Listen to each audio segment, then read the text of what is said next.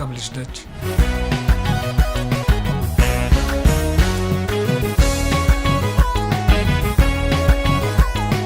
ጌታ ይባርካት። ደስ የሚያሰኝ ነው።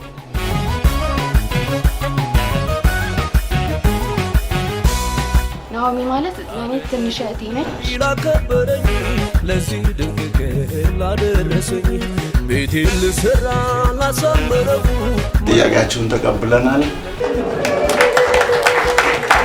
ላከበረኝ ለዚህ ድንቅ ቀን ላደረሰኝ ቤቴን ልሰራ ላሳመረው መልካምነቱን ለገለጠው አለኝ ምስጋና አለኝ